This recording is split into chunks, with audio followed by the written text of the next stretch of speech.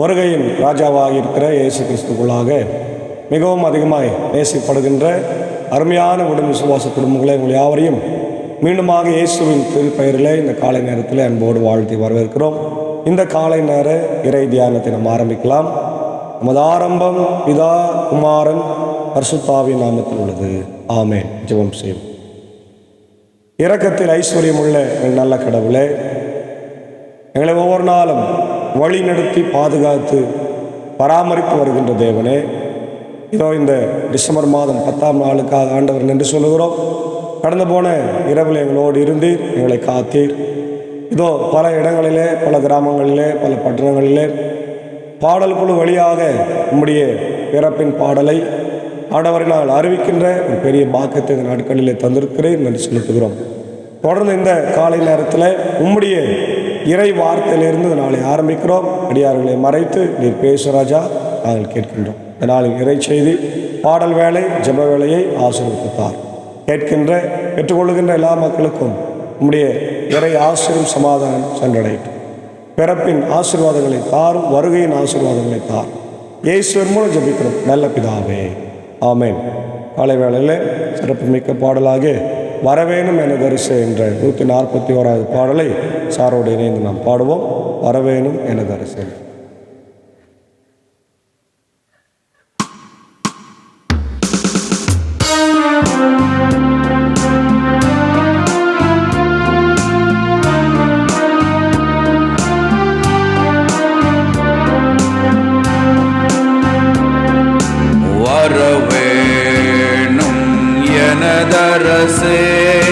மனுவேல் இஸ்ரவேல் சிரசே வரவேணும் எனதரசே, மனுவேல் இஸ்ரவேல் சிரசே அருணோதயம் ஒளி பிரகாச, அருணோதயம் ஒளி பிரகாச அசரீரி ஓரே சர்வேச வரவேணும் எனதரசே, மனுவேல் இஸ்ரவேல் சிரசே.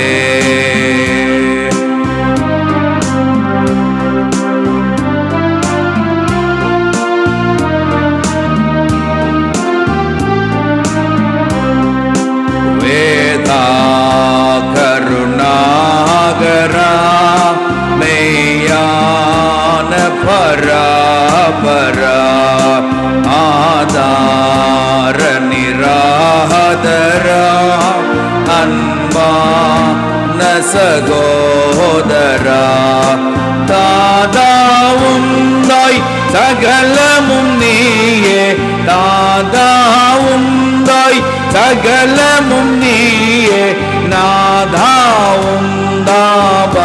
நல்குவாயே வரவேணும் எனதரசே, மனுவேல் இஸ்ரவேல் சிரசே.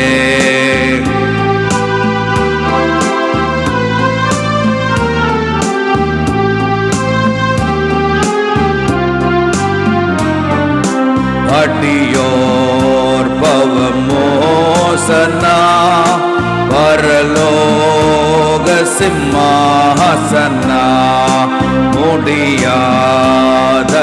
போசனா முதன்மா மறைவாசனா, இடையர் குடிலிடை மேவி எழுந்தாய், இடையர் குடிலிடை மேவி எழுந்தாய், இமயவரடி தொழுமேன்மையின் நெந்தாய் வரவேணும் எனதரசே, மனுவேல் இஸ்ரவேல் சிரசே.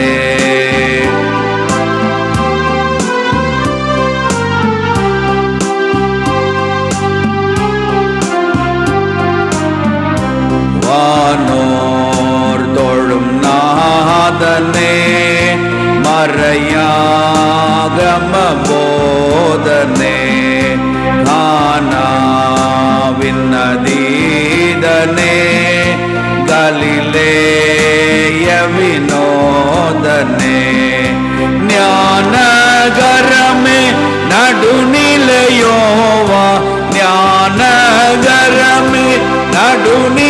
யோவா நண்பா உனது நன்மையின் மகாதேவா வரவேணும் எனதரசே மனுவேல் இஸ்ரவேல் சிரசே வரவேணும்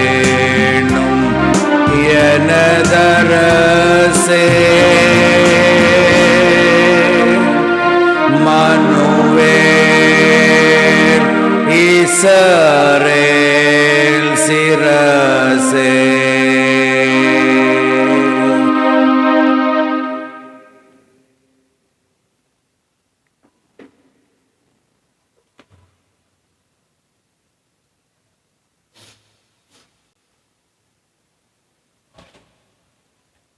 வருகையின் ராஜாவாக இருக்கின்ற ஆண்டவராக இயேசு கிறிஸ்துக்குள்ளாக மிகவும் அதிகமாக நேசப்படுகின்றவர்களே, மீண்டுமாக இந்த டிசம்பர் மாதம் 10ஆம் நாளாகிய இந்த செவ்வாய்க்கிழமையின் காலை வேளையிலே உங்களை இயேசுவின் திருப்பெயரிலே இந்த காணொளி ஊழியத்தின் சார்பாக இந்த குழுவின் சார்பாக நாங்கள் வாழ்த்தி வரவேற்றுக் கொள்கின்றோம். இந்த நாளிலும் நாம் தியானிக்கும்படியாய் கொடுக்கப்பட்டிருக்கிற திருமறை பகுதி, அது பழைய ஏற்பாட்டின் பகுதி செப்பனியாவின் தீர்க்க தரிசன புத்தகம் 3ஆம் அதிகாரம் 14 முதல் 20 வசனத்தில் அடங்கியிருக்கின்ற இறைவார்த்தைகள். இதனுடைய பின்னணியை நாம் தெரிந்து கொள்வது நல்லது. செப்பனியா கிமு 7ஆம் நூற்றாண்டின் பிற்பகுதியில் இறைவாக்கு உரைத்தார். அவர் இறைவாக்கு உரைத்த காலம் யோசியா அரசன் கிமு 621 செயல்படுத்திய சமய சீர்திருத்தத்திற்கு முன்னைய 10 ஆண்டு காலமாய் இருக்கலாம். ஏனைய இறைவாக்கு நூல்களில் மிகுதியாய் காணப்படும் கருத்துக்களையே இந்நூலும் கொண்டுள்ளது. அழிவின் நாள் நெருங்கிவிட்டது. அப்பொழுது யூதா வேற்று தெய்வங்களை வழிபட்டதற்காக தண்டிக்கப்படும். எருசலேம் அழிவுற்றாலும் மீண்டும் ஒரு நாள் முன்னைய நன்னிலைக்கு உயர்த்தப்படும். பணிவும் நேர்மையும் மிக்க மக்கள் அங்கு மீண்டும் வாழ்வார்கள் என்று மிக அழகாக சொல்லப்பட்டிருக்கிற ஒரு பகுதி. இந்த பகுதி சிறிய தீர்க்கர்களில் முக்கியமான ஒரு பகுதியாக அமைந்திருக்கிறது. செப்பனியா ஆண்டவருடைய நாள், ஆண்டவருடைய வருகை அது எப்படி இருக்கும் என்பதை மிக தெளிவாய் முதல் அதிகாரத்தில் அவர் சொல்லுகிறது நம்ம பார்க்கிறோம். இங்கே 3ஆம் அதிகாரத்தில் கூட மக்களுடைய பாவமும் அவர்களுடைய மீட்பையும் குறித்து சொல்லப்பட்டிருக்கிறது நம்ம பார்க்க முடியும். அதுதான் இந்த பகுதியினுடைய ஹைலைட். முதல் பகுதி மக்களுடைய எருசலேமுடைய பாவத்தை பற்றி சொல்லப்பட்டிருக்கிறது. 2வது பகுதி 14லிருந்து 20 வசனம் ஒரு மகிழ்ச்சியின் பாடலாக சொல்லப்பட்டிருக்கிறது. அதாவது இதற்கு நம்ம ஒரு தலைப்பை கொடுக்கும் என்று சொன்னால், The Lord is among you. The Lord is among you. கடவுள் உன் மத்தியில் இருக்கின்றார். God's presence in the midst of judgment. நியாய தீர்ப்புக்கு மத்தியில் கடவுள் உன்னோடு கூட இருக்கிறார். அல்லேலூயா. The Lord's triumph and our joy. ஆண்டவருடைய வெற்றியும் மகிழ்ச்சியும் என்று 3 செய்தி இதில் சொல்லப்பட்டிருக்கிறதை பார்க்கும். மாத்திரமல்ல, God's presence and comfort in times of judgment. நியாய தீர்ப்பின் போது ஆண்டவருடைய அந்த உடன் இருப்பும் ஆண்டவருடைய ஆறுதலும் மிக முக்கியமானது. அந்த செய்தி அதில் சொல்லப்பட்டிருக்கிறது. The restoration of God's people. ஆண்டவருடைய மக்களை மீட்பது, மீட்டுருவாக்கம் செய்வது பற்றி சொல்லப்பட்டிருக்கிறது. 3வது joy and rejoicing in the Lord's triumph. மகிழ்ச்சி சந்தோஷமும் ஆண்டவருடைய வெற்றியில் இருக்கிறது என்ற 3 செய்தி இதில் சொல்லப்பட்டிருக்கிறது. நம்ம பார்க்கலாம். 3:14-15 மகளே சீயோன் மகிழ்ச்சியால் ஆர்ப்பரி, இஸ்ராயேலே ஆரவாரம் செய், மக்களே எருசலேம் உன் முழு உள்ளத்தோடு அகமகிழ்ந்து அக்களி என்று ஆரம்பிக்கிறார். எருசலேமை மகளே என்று அழைக்கிறார் செப்பனியா வழியாய் கடவுள் அழைக்கிறார். அப்போ இன்றைக்கு ஒவ்வொரு தேசத்தையும், நம்முடைய சொந்த தேசத்தை நாம் எப்படி அழைக்கிறோம் என்றால் தாய் திருநாடு என்று அழைக்கிறோம். தாய் திருநாடு. ஏன் தாயை வைத்து தேசத்தை அழைக்கிறோம் என்றால் அதற்கு ஒரு சிறப்பு. இந்த தாய் நம்ம எப்படி வளர்க்கின்றாலோ, பாராட்டி சீராட்டி பாலூட்டி உணவு ஊட்டி வளர்க்கிறாள், அதுபோல் இந்த தேசம் நம்மை வளர்த்து கொண்டிருக்கிறது என்பதற்கு ஒரு அடையாளமாக தான் நாம் நம்முடைய நாட்டை என்ன சொல்கிறோம், தாய் நாடு என்று சொல்லுகிறோம். அப்போது இங்கே நாட்டையும் அல்லது இந்த இடத்தையும் மகளே என்று சொல்லுவது இன்னும் ஒரு ஆழமான உறவை நமக்கு காண்பிக்கின்றதால் இருக்கிறது. மகளே என்று சொல்லுகிறார். அன்பானவர்களே, இழந்து போன உறவை மீண்டும் புதுப்பிக்கின்ற ஒரு மிக முக்கியமான ஒரு நிகழ்வு தான் சிறையிருப்பிலிருந்து மீண்டும் வந்த அன்பான மக்களுக்கு ஆண்டவர் கொடுக்கின்ற உறவு. எப்படிப்பட்ட உறவு? மகளே என்ற ஒரு உறவை தருகிறார். எருசலேமை பார்த்து சொல்லுகிறார், சியோன் மலை இருக்கின்ற இடத்தை பார்த்து சொல்றாரு, என் மகளே என்று. என்ன சொல்றாரு? ஆர்ப்பரி, ஆரவாரசை, முழு உள்ளத்தோடு மகிழ்ந்து அக்களி. Rejoice in the Lord, always rejoice. இல்லையா? அதான் ரொம்ப முக்கியமான ஒரு பகுதி. பாருங்கள், ஆண்டவர் உன் தண்டனை தீர்ப்பை தள்ளிவிட்டார், உன் பகைவர்களை அகப்படுத்தினார், அப்புறப்படுத்தினார். இஸ்ரவேலின் அரசராகிய ஆண்டவர் உன் நடுவில் இருக்கின்றார், நீ இனி எந்த தீங்கிற்கும் அஞ்ச மாட்டார். ஆண்டவர் நம்ம மத்தியில் இருக்கிறதுனால எந்த தீங்கும் உனக்கு வராதுன்றார். அல்லேலூயா, பிரைஸ் தி லார்ட். பார்த்தீங்களா? இப்போ நம்முடைய வாழ்க்கையில் எந்த கஷ்டத்தை துன்பத்தை அனுபவித்தாலும் ஆண்டவர் நம் மத்தியில் இருந்தால் எந்த கஷ்டமும் பிரச்சனையும் அது வராது, எந்த தீங்கும் வராது என்பதை நாம் முழுமையாக நம்ப வேண்டும்.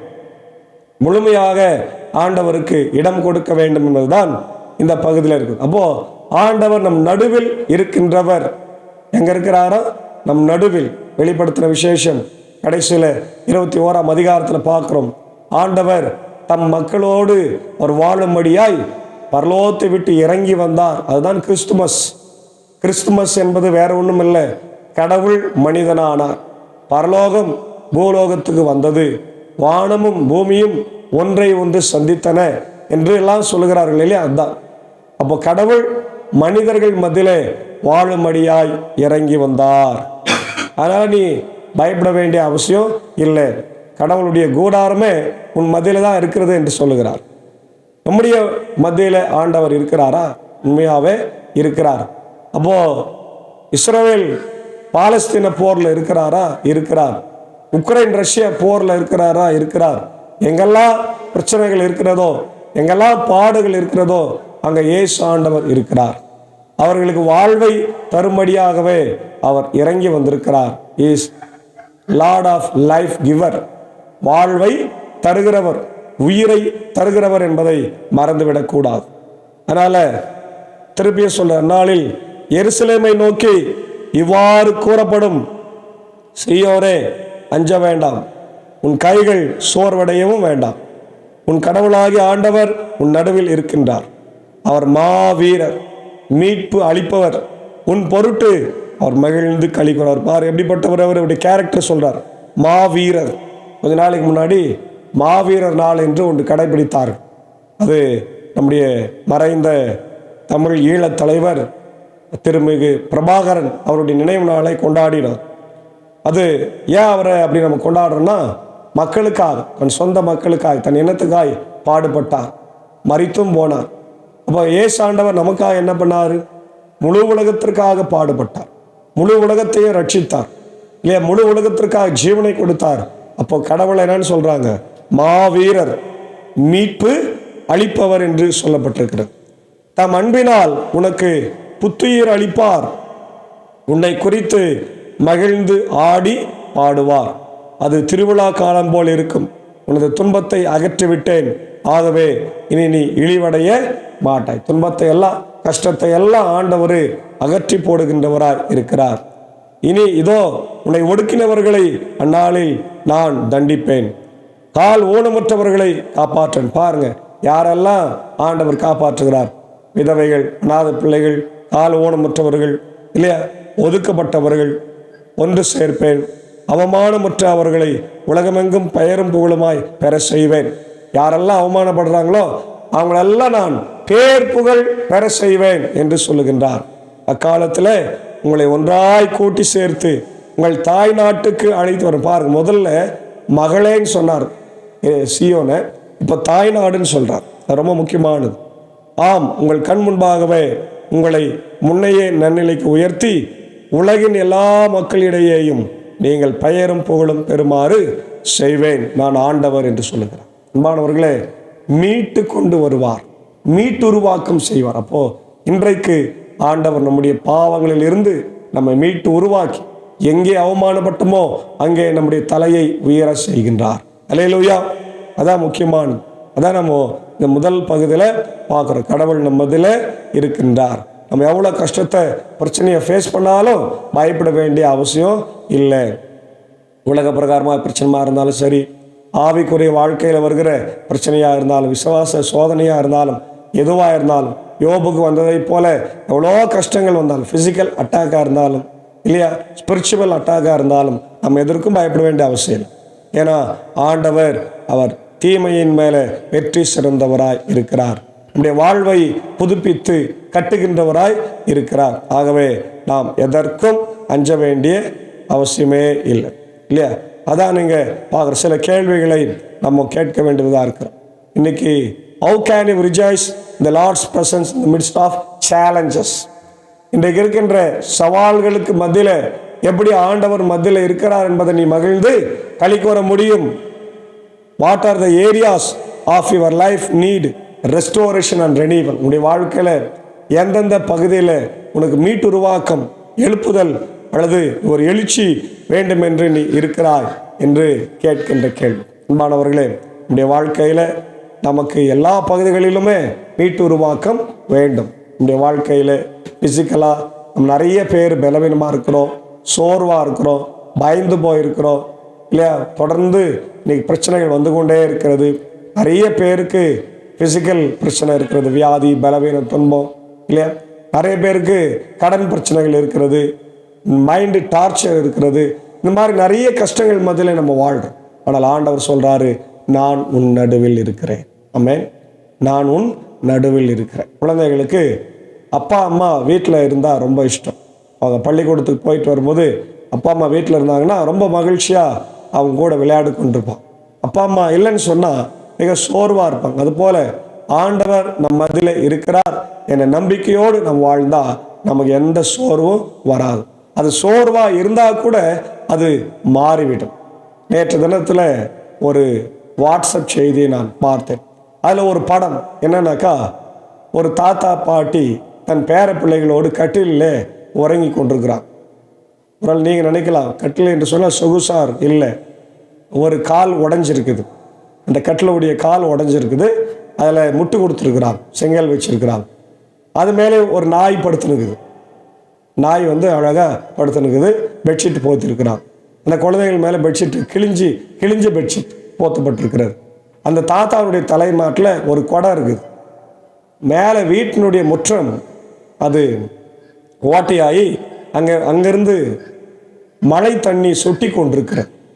இன்னொரு பகுதியில் மழை தண்ணீர் ஒரு பாத்திரத்தில் விழுந்து கொண்டிருக்கு. அப்போது மகிழ்ச்சி என்பது எதில் இல்லை? பணத்திலேயோ சொகுசு வாழ்க்கையிலோ இல்லை. குடும்பத்தோடு நாம் மகிழ்வோடு இருப்பது, நம்மதில் ஆண்டவர் இருக்கிறார் என்ற உணர்வோடு இருப்பது தான் உண்மையான மகிழ்ச்சியான தருணம் என்பதை இந்த கார்ட்டூனில் சொல்லியிருந்தார்கள். ஆகவே தேவனுடைய பிள்ளைகளே, நாமும் நம்முடைய வாழ்க்கையில் எந்த சூழ்நிலையில் இருந்தாலும் அதை கையாளும்படியாய் ஆண்டவர் நமக்கு பலத்தையும் சுகத்தையும் தருவார் என்ற நம்பிக்கையோடு வாழ ஆண்டவருடைய பிறப்பின் பண்டிகையும் அவருடைய 2ஆம் வருகையும் வரவேற்க தூய ஆவியானவர் வழிநடத்தி காப்பாராக. ஆமேன். ஜெபம் செய்வோம். மகா இரக்கமும் கிருபை நிறைந்த நல்லாண்டவரே, வருகையின் ராஜாவாய் இருக்கிறவரே, தேவாதி தேவனே, ராஜாதி ராஜனே, கர்த்தாதி கர்த்தனே, உம்மை ஸ்தோத்திரிக்கிறோம், துதிக்கிறோம். ஹல்லேலூயா என்று உமக்கு நன்றி செலுத்துகிற ராஜனே. காலை நேரத்தில் அதிகமான பனிப்பொழிவு, குளிர்ச்சியான நேரம், ஆனாலும் உம்முடைய வார்த்தையினால் இந்த நாளை ஆரம்பிக்கிறோம். செப்பனியாவுக்கு சொன்னதை போல, மகளை சீயோனே நீர் மகிழ்ந்து களி கூறு, சிறப்பாக இந்த உலகத்தில் நீ ஆண்டவருடைய பிள்ளையாய் வாழ், நான் உன்னை தாய் நாட்டிற்கு கொண்டு வருவேன் என்று சொல்லியிருக்கிறீரே, அதற்காக நன்றி செலுத்துகிறோம். நாங்களும் கூட பல்வேறு பிரச்சனையினாலே அகப்பட்டிருக்கிறோம் ஆண்டவரே. ஃபிசிக்கல் பிரச்சனை, மைண்ட் டார்ச்சர், இன்னுமாக ஆண்டவரே பல்வேறு வியாதிகள், பலவீனங்கள், கடன் பிரச்சனைகள் ஆண்டவரே. என் வீட்டில் சமாதானம் இல்லை, சந்தோஷம் இல்லை, கணவன் மனைவிக்குள்ள பிரச்சனை, பிள்ளைகளுக்குள்ள பிரச்சனை, மாமியார் மருமகள் ஆண்டவர் போன்ற பிரச்சனைகள், வேலை வாய்ப்பு இல்லை போன்ற பிரச்சனையினாலே இன்றைக்கு அநேக மக்கள் பாதிக்கப்பட்டு இந்த செய்தியை கேட்டுக்கொண்டிருக்கலாம். தேவனே அவங்க வாழ்க்கையில் ஒரு புதிய மீட்டுருவாக்கம் தந்து, ஒரு மீட்பை தந்து, ஒரு எழுச்சியை தந்து வாழ்க்கையை ஆண்டவர் மாற்ற வேண்டுமா ஜெபிக்கிறோம். இப்படி செய்வதற்காக ஸ்தோத்திரம். எங்கள் மத்தியிலே இருக்கிறீர், எங்கள் கவலைகளை கஷ்டங்களை பார்த்து கொண்டிருக்கிறீர். பெற்றோர்கள் பிள்ளைகளுடைய கஷ்டங்களை பார்த்து அமைதியாக இருக்கிறவர்கள் அல்ல, அவர்கள் செயல்பட்டு இந்த கஷ்டங்களை மாற்றுகிறவர். அதுபோல எங்களுடைய வாழ்க்கையும் என் தேவன் மாற்றி எங்களுக்கு ஆசீர்வாதத்தை தாரு ராஜா. தேவையில் இருப்பவரை சந்தித்தார்களும் வியாதியஸ்தர், பலவீனங்கள், கஷ்டங்கள், துன்பங்களை இந்த தேவன் மாற்றுற நேரத்தில் இப்படி இந்திய தேசத்திற்காய் தாய் திருநாடாகிய இந்திய தேசத்தை ஆசீர்வதிங்க, அனைத்து மாநிலத்தையும் ஆசீர்வதிங்க ஆண்டவர். சாதி மதம் இனம் மொழி பேதம் என்று ஒற்றுமையாக வாழ கிருபைத்தார். மணிப்பூர் ஆண்டவர் மீண்டுமாய் பற்றி எரிந்து கொண்டிருக்கிற சூழ்நிலையில் தேவன் அதை மாற்ற வேண்டும் என்று ஆண்டவரே. என்னுடைய ஜனாதிபதி பிரதமர், என்னுடைய ஆண்டவரே அனைத்து அமைச்சரவை மக்கள், என்னுடைய ஆண்டவரே முதலமைச்சர், துணை முதலமைச்சர், ஆண்டவர் கவர்னர், கலெக்டர்ஸ், எம்எல்ஏ, எம்பி, அமைச்சர் துறை மக்களுக்காக ஜெபிக்கிறோம். ஒற்றுமையாய் செயல்பட இந்தியாவையும் தமிழ்நாட்டையும் முன்னேற்ற கிருபைத்தார். உலக நாடுகளுக்காக ஜெபிக்கிறோம் ஆண்டவர். இஸ்ரேல் ஹமாஸ் போர், உக்ரைன் ரஷ்யா போர், பல இடங்களில் சீற்றங்கள் ஆண்டவர், வியாதிகள், பலவீனங்கள் எல்லாம் வருது. எல்லாவற்றையும் மாற்றும் உலக நாடுகள் அமைதி சமாதானத்தார். இப்படி தாய் திருச்சபை ILCக்காக ஜெபிக்கிறோம். 3 சபை சங்கங்கள், போதகர்கள், ஊழியங்கள், ஸ்தாபனங்கள், பள்ளிக்கூடங்கள், குறிப்பாக பெதெஸ்தா மருத்துவமனைக்காக ஜெபிக்கிறோம். தேவனே கண்ணோக்கி பார், மீண்டுமாய் திறக்கும்படியாக ஜெபிக்கிறோம். குறிப்பாக நேரத்தில் பலவீனமாய் படுக்கையில் இருக்கிற மக்களுக்காக ஜெபிக்கிறோம். அப்படி அருமையான ஆயர் அருள் திரு டாக்டர் உதயநேசன் அவருக்காக ஜெபிக்கிறோம். அமெரிக்க தேசத்தில் ஆண்டவரே உடைய ஊழியத்தை செய்கிற அவர் திடீரென்று ஏற்பட்ட கார் விபத்தினாலே கால் எலும்பு முறிந்து அறுவை சிகிச்சை செய்யப்பட்டிருக்கிறது. ஐயாவனுடைய ஆண்டவரை உயிரை காப்பாற்றியதற்காக ஸ்தோத்திரம். தொடர்ந்து அவருக்கு பரிபூர்ண சுகத்தை தந்து வழி நடத்த ராஜா. தேவலை தேவன் சந்திக்க வேண்டும் என்று நான் ஜெபிக்கிறோம் ஆண்டவரே. பண உதவி, பொருளாதார உதவிகளை செய்தருள் ராஜா. அதே போல இங்கே பலவீனமார்களுடைய நிக்சன் ஐயருக்காக, ராஜ்குமார் ஐயருக்காக ஆண்டவரே, உடைய தீபா, ஏழுமலை, லதா, ஆலன், ரஃபியா ஆண்டவர் இவர்களுக்காக ஜெபிக்கிறோம் ஆண்டவர். அதே போல அவருடைய அன்பு சகோதரி தீபாவுடைய ஆண்டவரே அன்பான தாயார் ஜமுனா அம்மாவுக்காக ஜெபிக்கிறோம் ஆண்டவரே. எல்லாரையும் ஆசீர்வதிங்க. பலவீனமாக இருக்கிறாங்க ஆண்டவரே. இதோ கர்த்தாவே பிரியதர்ஷினிக்காக ஜெபிக்கிறோம். இடுப்பு குறுக்கு எலும்பு பாதிக்கப்பட்டிருக்கிறது. எல்லாருக்காக ஜெபிக்கிறோம். கண்ணோக்கி பார், தேவலை சந்திய ராஜா. இன்னும் இந்த நாளில் பிறந்த நாளை, திரும்ப நாளை காணுகின்ற மக்களுக்காக ஜெபிக்கிறோம். குறிப்பாக உடைய மேஷாக் அண்ணன் ஆண்டவர் சுஜாக்கா உடைய அன்பான மகள் ஆண்டவரே ஜோஷ்னாவுக்காக ஜெபிக்கிறோம். மகளை ஆசீர்வதிங்க. இந்த பிறந்த நாள் மகளுக்கு ஆசீர்வாதமாக இருக்கும். வாலி பிள்ளையாக இருக்கிறபடினாலே எல்லா தேவைகளையும் இந்த தேவன் பாரத்தில் இருந்து நீ சந்திக்க வேண்டும் என்று ஜெபிக்கிறோம். தொடர்ந்து இந்த ஊழியத்தில் எங்களோடு இருக்கிற அன்பர் சார், ஏஞ்சக்கா, அன்பான பிள்ளைகள் மார்த்தால் மரியால், அப்படி ஆண்டவர் சாக்கோ சார் டீச்சருக்காக ஜெபிக்கிறோம். இந்த குடும்பங்களை வளமை எடுத்து பயன்படுத்தும், அடியனையும் பலப்படுத்தும் ஆண்டவரே.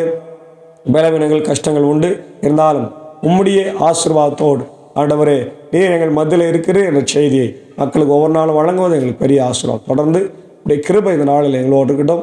எல்லா ஊழியங்களையும் பணிகளையும் ஆசீர்வாதி. கேட்டுக்கொண்டிருக்கிற எல்லாருடைய இல்லத்தில் உம்முடைய இறை ஆசைகள் தங்கியிருக்கட்டும். இறை மைந்தன் இயேசுவின் மூலம் ஜெபிக்கிறோம் நல்ல பிதாவே, ஆமேன். நமது ஆண்டவராக இயேசு கிறிஸ்துவின் கிருபை, பிதாவாகிய கடவுளின் அன்பு, பரிசுத்தம் நாளிலே நம்ம நேரோடு கூட இருப்பதாக. ஆமேன். எல்லாருக்கும்